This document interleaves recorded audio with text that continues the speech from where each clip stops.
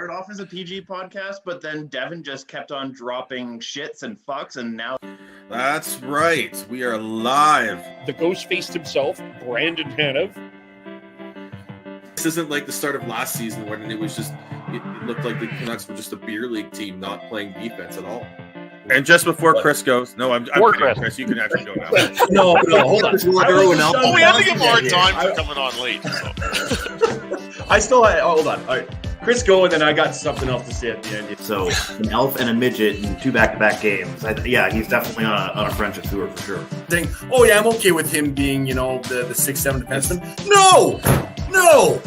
He is a AHL defenseman right now. Look, Shonky, don't mind Devin, okay? We all struggle with Devin, so you know. Well, hello everyone. Welcome to the Shifts and Pucks podcast. Of course, you can follow us on Twitter at Shifts and Pucks, Facebook.com Shifts and Pucks, YouTube.com Shifts and Pucks. Of course, live on Twitch right now as well. Shifts and Pucks. Subscribe wherever you get your audio, as well as live on Area 51's Sports Network Twitter. I'm flying solo here. Fortunately, no one else is available. That's just life. It's a Saturday of a long weekend, but I wanted to do a recap of Game 2, Battle of Alberta. The Edmonton Oilers came back and beat the Calgary Flames 5-3. They take the series back to Edmonton, tied at 1. And we'll through what happened here. We got, of course, started off again. Of course, one of the questions coming out was how would the start be? And while the Flames didn't score in the first minute, they did score 2 goals within the first 6 minutes here. Michael Stone from Gaudreau and Tkachuk just kept firing. I want to call Michael Stone the Al McInnes. He's channeling his inner Al McInnes. But it made it 1-0, and then Brett Ritchie. Then at 6:02, Brett Ritchie found a hole. Face-off zone missed coverage for Edmonton, and Ritchie found his way in front of the net. Made it 2-0. But the Oilers just would not go away, and one of the key points here was Duncan Keith, who I thought was going to be a bit of an X factor in this series. I know a lot of people were not high on Duncan Keith, and that's your prerogative, but he brings, like a lot of the Flames, he does bring Stanley Cup experience, and he scored his first goal since November. He had a 3-point night. He was one of their best players on the ice.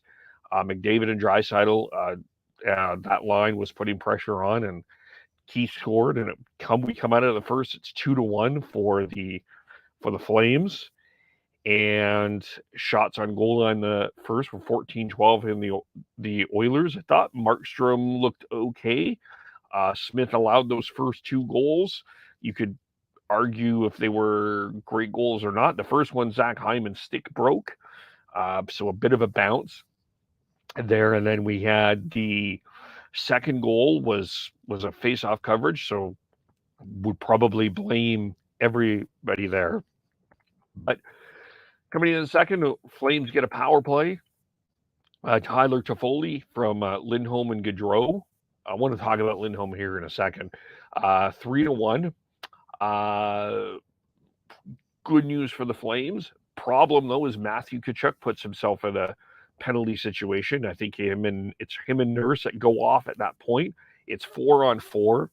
One of the things that in this series that is becoming a bit of a theme is goals in bunches and goal shifts, response shifts after. And this is actually, if you go back to Game 7 with the Flames, I think been a little bit of a problem because technically there was a goal 1 minute and 1 second from Connor McDavid, but about 31 seconds later we had the goaltender interference challenge there.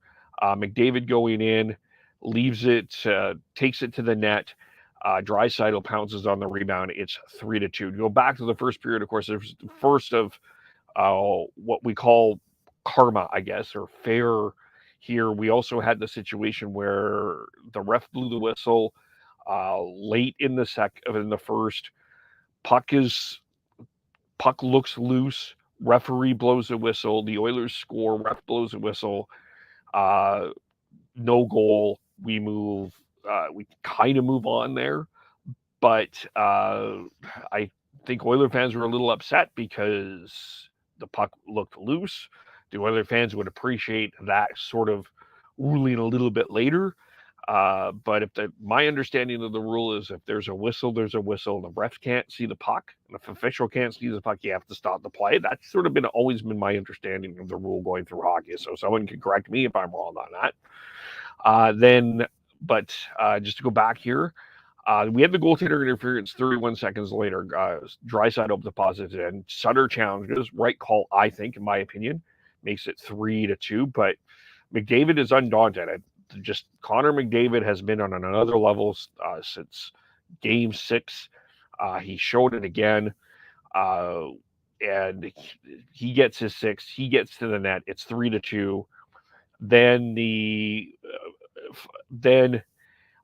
in the second, there's a collision there involving Stone and Shillington, and just drawing a blank on the Oilers player at that particular point in time, but it's a high stick. Stone is called for 4 minutes. Story was originally called to Shillington, reviewed it with Stone, but the Flames did an okay job mostly killing it off, but then Evan Bouchard got one of his shots off. It was his second, and it was key on that was not the McDavid power play group. It was the second group that got the goal, and we go into the second period tied at 3.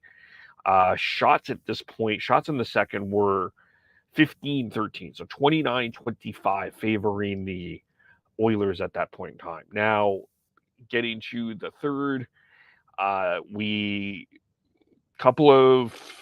thought a couple of missed calls there, or certainly Seeming felt like a couple of missed calls. Zadora felt that Hyman slashed him in the no call. Toffoli was calling for a penalty on someone there as well, but then there was a penalty and taken, and that was at the third here. That was Warren Foegele that took the penalty, and not the greatest penalty for sure for the Oilers, but Zach Hyman, Rasmus Andersson couldn't keep the puck in. Nugent Hopkins sprung Hyman alone. Hyman on the breakaway. He had an earlier breakaway that Markstrom stopped. This time he did not, and it's 4-3. And then another goal quite quickly within a couple of minutes here. 2:22 later, Leon Draisaitl makes it 5-3. Smith with a nice pass. It's Mike Smith is chaos. He's a chaos. He's an agent for chaos when he handles the puck. There are times he handles the puck for good. There's times he handles the puck and it feels evil. This was a handle the puck for good for the Oilers. Springs Draisaitl in all alone.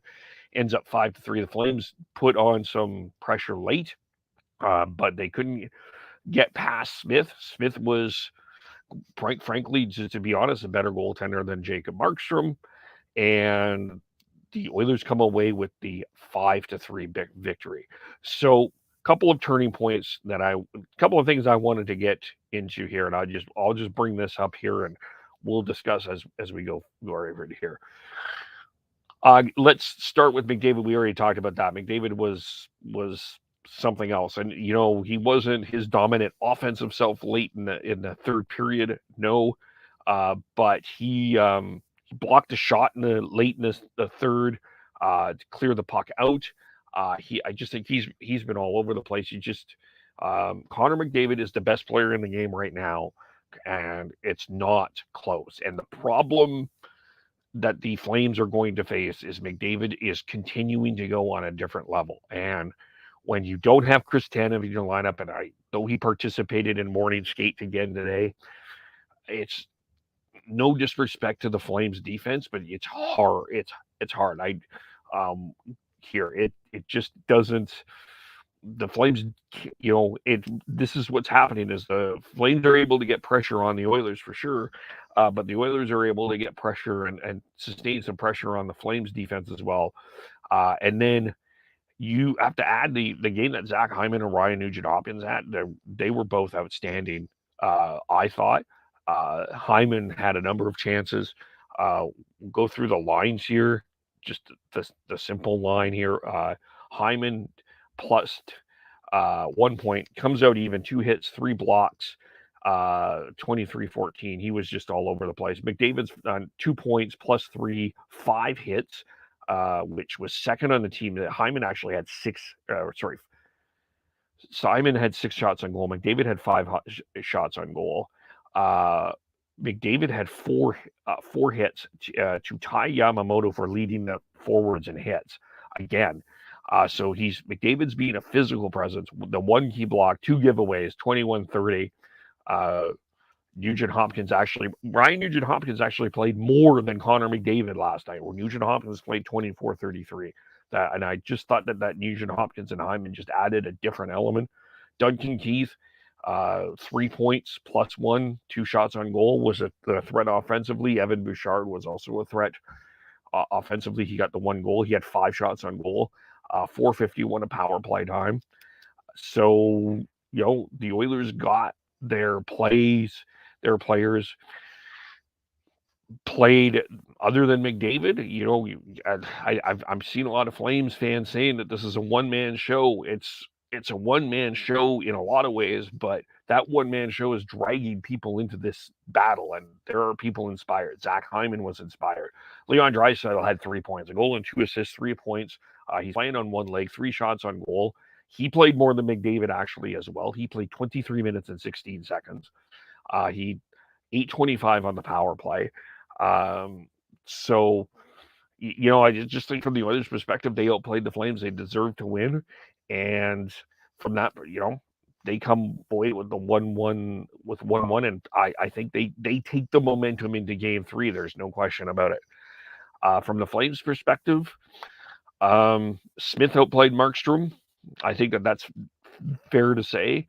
Markstrom was better in game 2 than he was in game 1, but he didn't make the big save.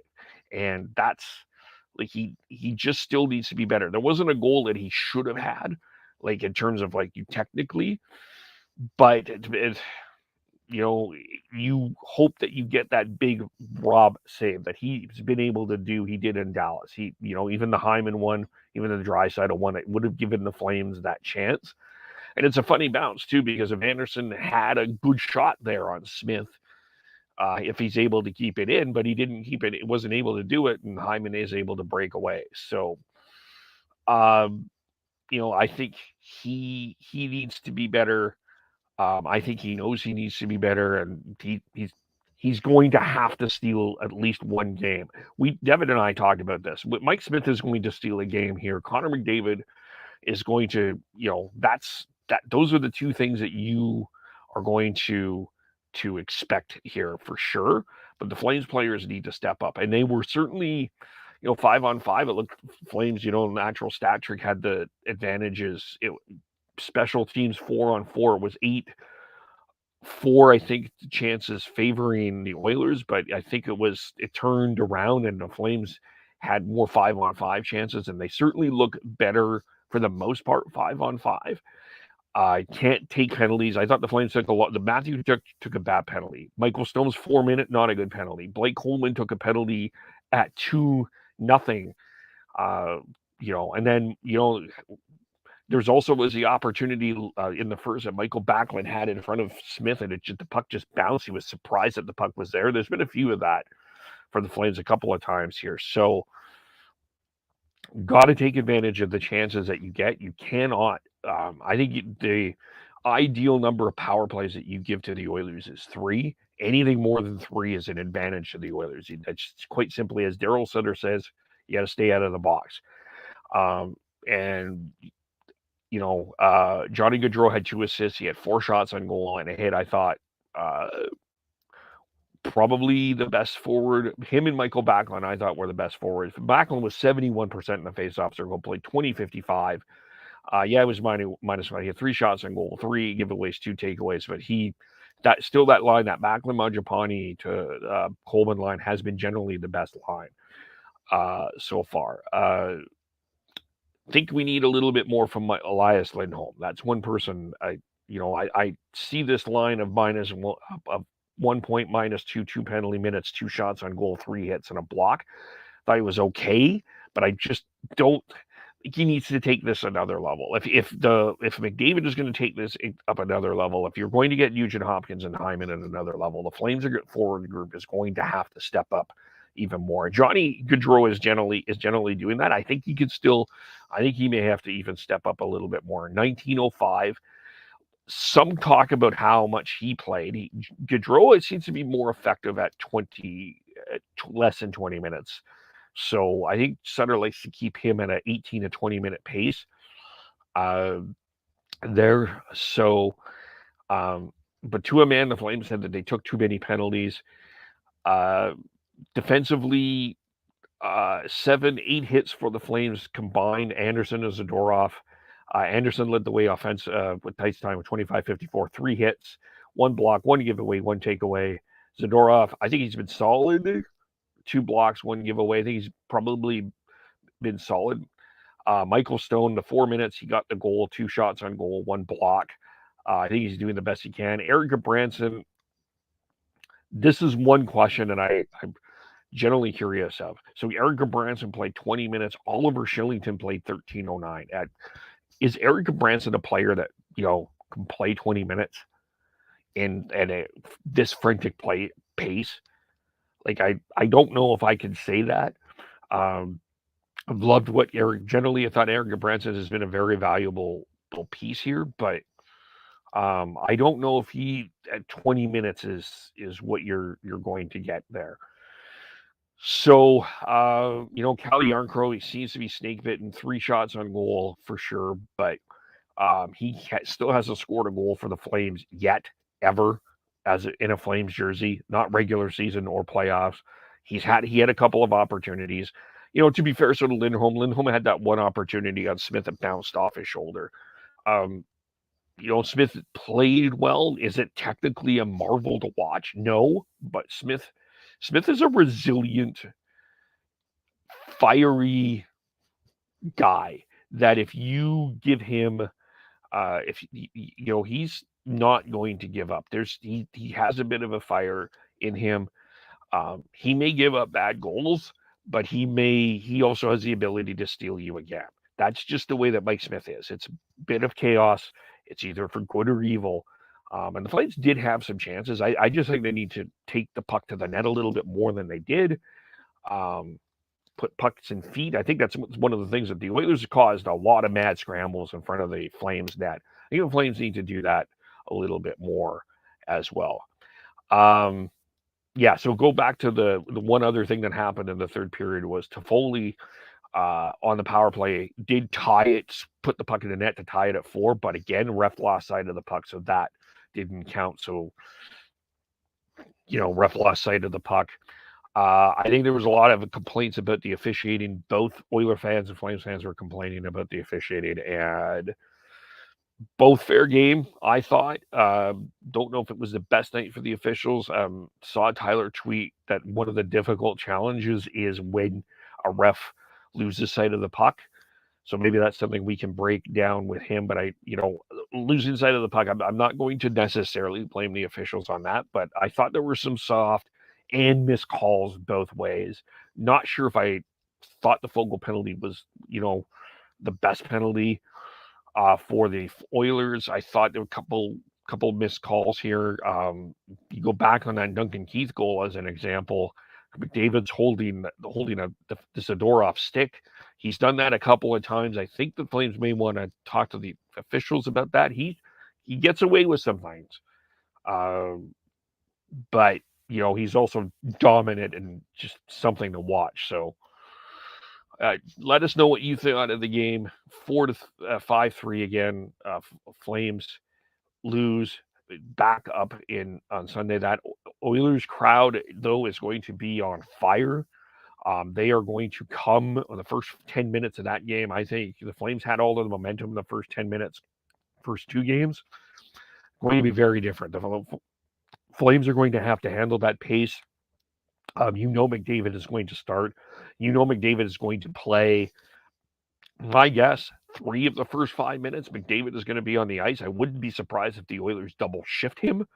And he just, because of the way he's going, and they try to establish that lead. So they have to be sharp there for sure withstand, and they're going to want to take that lead. So I think we got a very interesting game going on. This is going to be a long series. I've said this is going to be 7. Nothing is telling me this is not going to be 7, and I don't know if I would come away with the Flames coming away 2-0 that the Oilers wouldn't have come away with 2 wins. I don't know if it's 3-1 for either team, that one team doesn't come back and make it 3. I just think that there's so much in this. The Flames do have the depth, but I think they're bigger star players. Matthew Tkachuk, Elias Lindholm, Johnny Gaudreau. I do think they're going to need a little bit more. And I guess the question is still with Chris Tanev. I know he's skating. If he can play, that's great. But if not, it's going to be a challenge. And Jacob Markstrom is going to have to be the best player on the ice for the Flames, at least, and he's going to have to be on his game for sure in Edmonton, because I think that first 10 minutes is going to be very important. So that's sort of where I'm coming from on that. You can let me know in the comments what you think there of that game. As far as the other games going on, I see that some people are missing the great series that the Calgary Flames and Dallas Stars had because of the New York Rangers, Carolina Hurricanes. They played yesterday, and the Hurricanes come away with a 2-0 victory. And it's not exactly the type of hockey that everyone is loving here, but Hurricanes, good on them. 2-0, Antti Raanta with the shutout. I didn't think Antti Raanta has been kind of one of the surprises of the playoffs so far with his he's made 21 saves. Brendan Smith scored a shorthanded goal on a 4-minute opportunity there, missed opportunity for the Rangers there, and then Aho put one that in the empty net. Carolina, they don't play an exciting style of game, but they squish it down. So they have a 2-0 lead heading in there to back to Madison Square Garden there as that scene shifts. The two other games, Tampa and Florida, play back-to-back, actually. So they'll play tomorrow, and then they'll play Monday. Significantly interesting to see what that game 3 is. Do we see Joe Thornton? Obviously must win it for Florida. You can't go down 3-0 to Tampa Bay and expect to come back and win 4 straight on Tampa Bay. That's just not going to happen. And they know that. They have to get that power play going there. And then as far as tonight, we get the Blues returning home to Colorado. Colorado, big game for them. They want to get back that 2-1 lead, their first loss in the playoffs. They're trying to get through that second round hump. The Blues played a much better game in game 2 than they did in game 1. They're going to have the crowd on their side. They're going to have the jump. So those, Jordan Kyrou, Robert Thomas, that balance scoring in St. Louis is going to be there. Strong goaltending from Binnington. Wondering what people are thinking of Darcy Kuemper. I think Kuemper's been bad, but has he made that big save that Jordan Binnington has in that series? That's going to be the question there. That's what's going on there. Wanted to also touch on the WHL. There were 2 games last night, 2 games tonight. The conference finals are beginning. The Edmonton Oil Kings built a 4-1 lead. The Ice had to pull their number 1 goaltender, Daniel Hauser, out. Gage Alexander had to come in, but the Ice found a way to come back. Dylan Guenther knocks a puck into his own net. It gives the Ice a break. They come back. They tie it. The Oil Kings, win in overtime and take the game 1 of that series. And they play tonight. They play tonight as the Oil Kings came away with the 5-4 win. And a fun hockey game to watch. 2 really good teams, lots of prospects there. We talk about the draft picks, the Matthew Savoy, Connor Geeky, 2023 pick coming up, Zachary Benson, Carson Lambos, Dylan Guenther, Jake Neighbors, Luke Prokop, Jack Finley, Caden Gooley, Sebastian Kosa. There's a lot of names in that. But Tyler Horseman, 107 into overtime there. And Seattle fires 38 shots on Dylan Garand. He makes 36 saves. Logan Stankoven and scores 3. Matthew Semenoff scores 2. Kamloops off to a 1-0 series lead with a 5-2 win over the Seattle Thunderbirds. So those two teams will be back at it tonight. So that will just wrap it up here. It's solo me. So we'll be back on Monday to recap Game 3, Flames Oilers. Where are we at? Who has the momentum? Who has that 2-1 series lead? You can follow us all individually on Twitter. Sean Beardy Canuck 03, Devin Gordhow 09, Chris Schneid's SCHNEIDZ, Tyler TNOVLE, I am KAVOLE, Ships and Pucks, Facebook, YouTube, Twitter, wherever you get your audio, as well as on the Area 51 Sports Network. Thanks everyone for jumping in and joining on this quick for us recap. We'll talk to you all very soon. Bye for now.